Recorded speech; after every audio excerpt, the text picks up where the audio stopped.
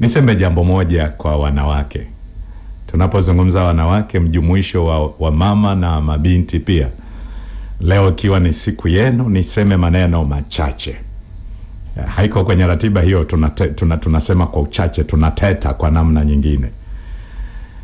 Jambo la kwanza ambalo ningetamani niseme, na hasa kwa wanawake wasikilizaji wetu wa Upendo Radio, jambo la kwanza ni kuombe. Jifunze kujiamini kwamba unaweza. Hii imekuwa ni changamoto ya wanawake wengi. Kungoja maneno ya kutiwa moyo, kuambiwa, kutengenezewa mazingira ndipo ufanye. Mimi natamani nikwambie, jiamini ya kwamba unaweza. Tengeneza hayo mazingira. Kuna vitu ambavyo Mungu ameviwekeza kwako ambavyo unaweza ukavitumia kuingiza kipato, kutunza familia na kuendesha maisha. Jiamini kuwa unaweza. Jambo la pili, ninatamani sana moyo wako utengenezwe kuwa mwanamke wa Mithali 31. Ukipata nafasi some hiyo Mithali 31. Inamtaja mke mwema. Na wale vijana wanaotaka kuoa, wanaotaka wake wema, sifa ziko kwenye hiyo Mithali 31. Usiseme tu mke mwema, wa namna gani, sifa zipi, vigezo vipi, viko hapo. Kwa hiyo wewe mwanamke, tengeneza moyo wako uwe mwanamke wa Mithali 31. Itakusaidia sana. Utatengeneza heshima, utatengeneza hadhi, na utakuwa mwanamke wa namna ya tofauti sana. Jina la mke mwema liko hapo, sifa za mke mwema ziko hapo. Jambo la tatu, jifunze kupambana. Mimi sio muumini sana wa wanawake wanaojiita mama wa nyumbani. Hiyo sifa na hilo jina sio cheo kizuri, ni jina baya. Na hata kama tunazungumza wewe ni mama unaitwa wa nyumbani, umeambiwa na mumeo baki nyumbani usifanye chochote, mimi nitafanya kila kitu. Nataka nikwambie, kaa naye vizuri, hakutaki mema. Hauna guarantee ya kuishi naye maisha yote na yeye.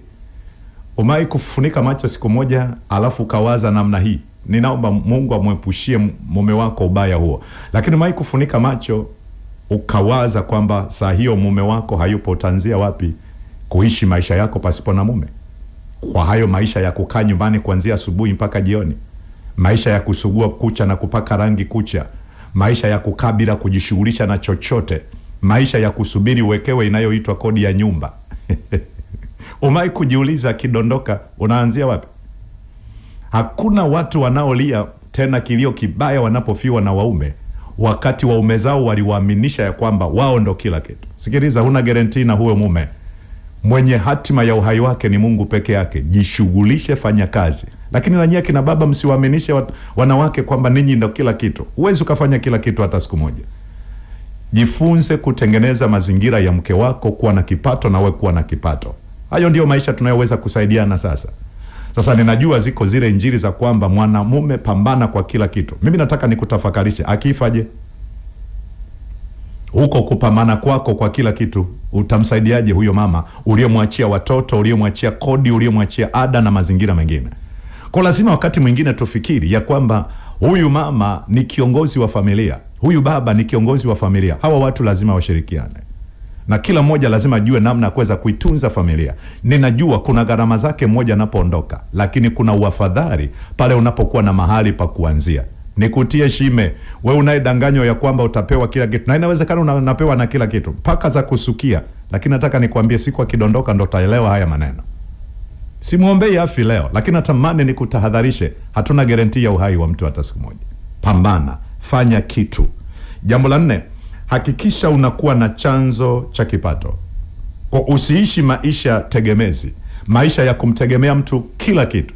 Hayupo anayeweza kufanya hivyo. Hayupo, hata kikutia moyo. Na ndio maana kuna wakati unapomweleza anasema sina. Kwa nini? Hawezi kufanya kila kitu. Kwa tunatamani uwe na chanzo chako cha kipato. Nizungumze jambo la 5. Mungu amemuumba mwanamke kwa namna ya ziada kwenye vitu vifuatavyo ambavyo kwa mwanaume havipo. Hata kama tukijipambanua kiasi gani, hatuwezi tukawa navyo. Ni vitu vya asili ambavyo Mungu amemuumbia mwanamke. Cha kwanza, mwanamke ana nguvu ya ushawishi. Na ndio maana wenzetu wanasiasa wanajua hilo jambo. Ukitaka kupata kura nyingi, cheza vizuri na mwanamke. Mwanamke akikuelewa ataenda kumshawishi na mumewe na watoto wake. Umepata kura nyingi. Mwanamke ana nguvu ya kiushawishi. Ndio maana wale Wafilisti walimtumia Delila kumshawishi Samson aseme siri ya nguvu zake. Nguvu ya ushawishi iko kwa mwanamke. Lakini jambo la pili, nguvu ya hisia. Mwanamke akihisi kitu, mwanaume usidharau. Wenzetu wana hilo jicho, wana huo mlango mwingine. Akihisi jambo manake kuna hatari, zingatia hicho kitu. Na ukimuuliza saa zingine hana maelezo, lakini akihisi tu kitu anambia, mimi sitamani huyo mfanya naye biashara, mimi sitamani leo usafiri, mimi sitamani leo utoke. Usianze kusema umeanza wivu wako. No, mwanamke ana jicho la tatu. Sasa pamoja na kwamba hilo jicho lipo, saa zingine na kawivu huwa kanajumlishwa humo ndani, tuache. Lakini ukishauliwa, kuwa makini sana na kila anachokushawishi. Lakini jambo la tatu, uwezo wa kufanya mambo mengi kwa wakati mmoja. Mimi naweza nikawa nipo nyumbani, kama ninaandaa somo, ninahitaji utulivu wa somo peke yake. Lakini mke wangu anaweza kawa anaandaa somo, anaweza wakati huo yuko jikoni ameinjika kitu, wakati huo anaweza kawa anaangalia TV, anaweza pembeni akawa na kitabu anasoma, na kuna gazeti pembeni, na kila kitu anaweza kakifanya sawa kwa wakati huo mmoja. Na ndio maana kina mama, ukiona baba ametulia, usimuingizie kingine, hatuwezagi. Ninyi mna uwezo wa kufanya vitu vyote kwa wakati mmoja, lakini sisi tukiwa na kimoja tunataka tutumie nguvu, akili na kila kitu kwenye kitu kimoja. Lakini kwa mwanamke Mungu amewezesha uwezo mkubwa sana.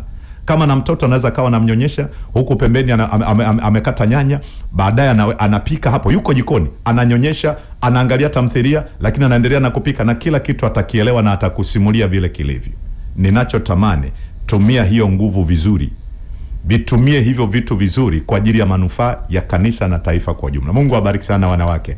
Happy Women's Day.